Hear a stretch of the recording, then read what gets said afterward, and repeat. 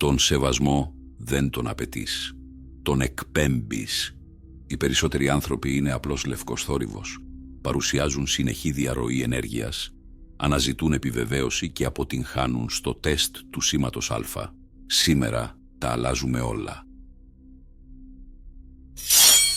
Αφαιρούμε κάθε κοινωνική σου αδεξιότητα και μαθαίνεις πώς ακριβώς να κυριαρχείς στο κοινωνικό πλέγμα.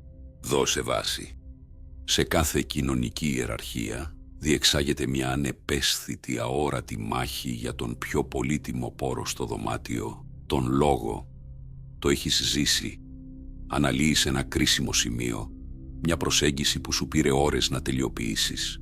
Και τότε συμβαίνει. Ο διακόπτης εισβάλλει στη φράση σου με την ορμή ενός σφυριού.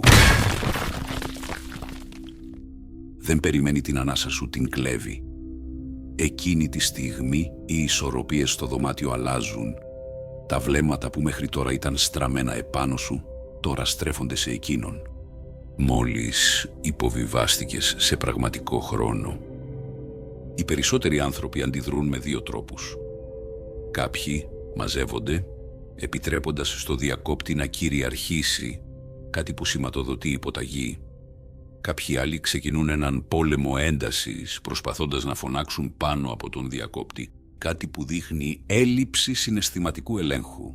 Για να πετύχεις την κοινωνική σου κυριαρχία, αυτές τις αντιδράσεις ξέχνατες είναι αποτυχημένες και οι δύο. Η κυριαρχία δεν αφορά το ποιος μιλάει πιο δυνατά από τον άλλον, αφορά το ποιος ελέγχει τον ρυθμό του λόγου. Σήμερα εγκαθιστούμε τις απαραίτητες τεχνικές για να σιγήσεις τον θόρυβο και να ανακτήσεις τη θέση σου. Για να εξουδετερώσεις κάποιον που σε διακόπτει, πρέπει πρώτα να καταλάβεις γιατί το κάνει.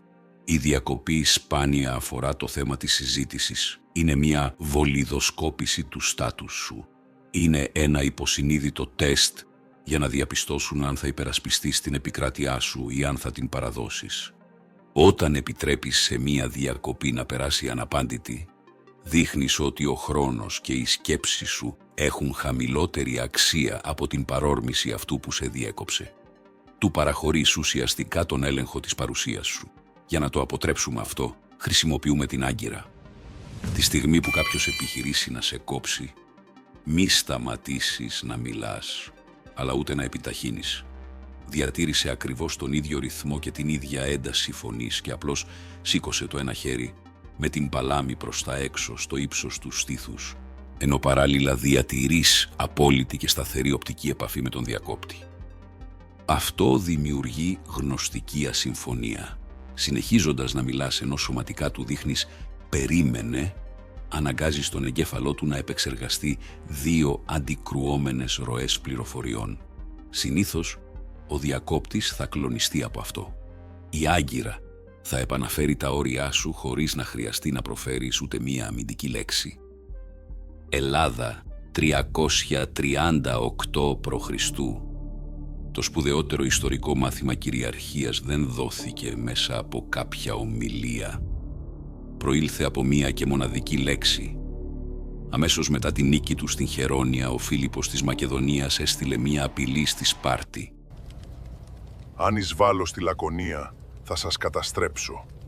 Και αν μπω στην πόλη σας, θα ισοπεδώσω τη Σπάρτη μέχρι την τελευταία πέτρα». Οι Σπαρτιάτες δεν έδωσαν εξηγήσεις, δεν διαπραγματεύτηκαν. Απάντησαν με μία και μόνο λέξη. «Αν». Η σιωπή δεν σημαίνει απουσία ισχύος. Αποτελεί την απόλυτη επιβεβαίωση της δύναμης. Σταμάτα να εξηγείς τα όρια σου. Άρχισε να τα επιβάλλεις με το σπαρτιατικό. Αν αρνείσαι να παραδώσεις την επικράτειά σου στον θόρυβο των άλλων, η αναβάθμισή σου ξεκινάει εδώ. Κάνε εγγραφή τώρα στο κανάλι για να είσαι σίγουρος ότι θα βλέπεις πρώτος όλες τις στρατηγικές αναλύσεις της ομάδας μας. Ας επιστρέψουμε όμως στο σήμερα για να δούμε πώς εφαρμόζεται η παύση ενός Α. Αν η άγκυρα αποτύχει και καταφέρουν να σου κλέψουν το λόγο, μην παλέψεις να τον πάρεις πίσω αμέσως. Άφησέ τους να μιλήσουν. Αλλά καθώς μιλούν, μην τους κοιτάζεις με θυμό. Κοίταξέ τους με κλινική παρατήρηση. Όταν ολοκληρώσουν τη διακοπή τους, μην απαντήσεις στο επιχείρημά τους. Αντίθετα εισήγαγε την παύση Α. Περίμενε 3 ολόκληρα δευτερόλεπτα. Μέτρησέ τα στο μυαλό σου. 1, 2, 3. Σε ένα κοινωνικό πλαίσιο, 3 δευτερόλεπτα σιωπής μοιάζουν με αιωνιότητα. Δημιουργούν ένα κενό εξουσίας. Με το να μην βιαστείς να γεμίσεις τη σιωπή, δείχνεις ότι δεν πτωείσαι από το ξέσπασμά τους. Αναγκάζεις το δωμάτιο να στρέψει ξανά το βλέμμα του σε εσένα. Η σιωπή υποχρεώνει τον διακόπτη να υποστεί την αμηχανία της ίδιας του της αγένειας. Μόλις μετέτρεψες την κίνηση ισχύως του σε ένα ερασιτεχνικό λάθος. Για να εξουδετερώσεις κάθε απόπειρα χειραγώγησης, κατέβασε τώρα δωρεάν το εγχειρίδιο κοινωνικής άμυνας από τον σύνδεσμο στην περιγραφή. Αν είσαι έτοιμος να περάσεις από την άμυνα στην επίθεση, στην ίδια σελίδα θα βρεις το πρωτόκολλο για την κοινωνική κυριαρχία. Εκεί ξεκλειδώνεις τις πραγματικά προχωρημένες τεχνικές ψυχολογικού ελέγχου, που είναι υπερβολικά σκοτεινές για να ανέβουν στο YouTube. Το σενάριο ανάκτησης. Μόλις η παύση ολοκληρώσει το έργο της, δεν ζητάς άδεια, συνεχίζεις τη δική σου μετάδοση. Χρησιμοποίησε τη φράση «Θα μιλήσω για αυτό σε λίγο, αλλά για να ολοκληρώσω την αρχιτεκτονική της σκέψης μου». Στη συνέχεια, επέστρεψε ακριβώς στο σημείο όπου σε έκοψαν. Μην κάνεις σύνοψη των όσων είχες ήδη πει. Μην ζητήσεις συγγνώμη για τη διακοπή. Απλώς πιάσε το νήμα ακριβώς σαν ο διακόπτης. Να ήταν ένα μικρό τεχνικό σφάλμα που μόλις επιλύθηκε. Αυτή είναι η τεχνική της διαγραφής. Κατηγοριοποιώντας τη διακοπή τους ως κάτι που θα εξετάσεις αργότερα, υποβαθμίζεις τον λόγο τους σε δευτερεύουσας σημασίας. Τους τοποθετείς ουσιαστικά σε ένα ψηφιακό δωμάτιο αναμονής μέχρι να ολοκληρώσεις την υψηλού επίπεδου ενημέρωσή σου. Εσύ είσαι ο αρχιτέκτονας. Εκείνη είναι απλά ο θόρυβος. Την επόμενη φορά που θα αμφισβητηθεί η κοινωνική σου κυριαρχία, εφάρμοσε τις τεχνικές που έμαθες εδώ σήμερα, γράψε μας το αποτέλεσμα στα σχόλια και μοιράσου την εμπειρία σου. Το hacking της φωνητικής τονικότητας. Η κυριαρχία μεταφέρεται μέσα από το βάθος της φωνής και την τελική κατάληξη. Οι ερασιτέχνες συχνά χρησιμοποιούν την ανωδική τονικότητα, τελειώνουν τις φράσεις τους με αυξανόμενο τόνο, κάνοντας κάθε δήλωση να ακούγεται σαν ερώτηση. Αυτός είναι ο ήχος ενός οικέτη, κάποιου που αναζητά επιβεβαίωση. Ο αρχιτέκτον της κοινωνικής μηχανικής χρησιμοποιεί την καθοδική κάμψη. Κάθε πρόταση τελειώνει σε χαμηλότερη νότα από εκείνη που ξεκίνησε. Αυτός είναι ο ήχος ενός διοικητή. Σηματοδοτεί ότι τα λόγια σου είναι οριστικά και ότι η πληροφορία είναι δεδομένη. Δεν χρειάζεται καμία περαιτέρω συζήτηση, εκτός αν την επιτρέψεις εσύ. Όταν συνδυάζεις την καθοδική κάμψη με τον κοφτό λόγο, σύντομες, ρυθμικές εκρήξεις πληροφοριών, γίνεται εξαιρετικά δύσκολο να σε διακόψουν. Ο εγκέφαλος του ακροατή δυσκολεύεται να βρει ένα κενό για να εισβάλλει. Κατασκευάζεις έναν συμπαγή τοίχο αυθεντίας που οι άλλοι φυσικά δεν μπορούν να παραβιάσουν. Θυμήσου, εκείνοι που διακόπτουν είναι συνήθως τα πιο ανασφαλή άτομα στην ιεραρχία.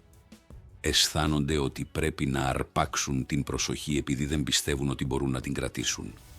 Παραμένοντας ήρεμος, ρυθμικός και αγκυροβολημένος, αναδεικνύεις τη δική τους αστάθεια. Σε οποιαδήποτε αντιπαράθεση κερδίζει το άτομο με τη μεγαλύτερη εσωτερική ακινησία. Το πρόσωπο που κινείται λιγότερο, ανοιγοκλίνει τα μάτια λιγότερο και αντιδρά λιγότερο, είναι το πρόσωπο στο οποίο όλοι θα στραφούν τελικά για καθοδήγηση. Το σήμα Α που εκπέμπεις είναι πλέον ενεργό, αλλά είναι εξίσου απαραίτητο το να μπορείς να γνωρίζεις άμεσα το τι πραγματικά σκέφτονται οι άλλοι για σένα. Στην επόμενη ενότητα θα μάθεις πώς να διαβάζεις τις προθέσεις των άλλων μέσα σε 30 δευτερόλεπτα, αποκαλύπτοντας τις πιο χαρακτηριστικές βιολογικές διαρροές. Κάνε κλικ στο βίντεο που εμφανίζεται τώρα στην οθόνη σου. Μην τους αφήσεις να σε διαβάσουν εσένα πρώτοι. Αν βρήκες αξία σε όσα συζητήσαμε σήμερα, κάνε like στο βίντεο και subscribe στο κανάλι. Θα σε δω στην επόμενη ανάλυση.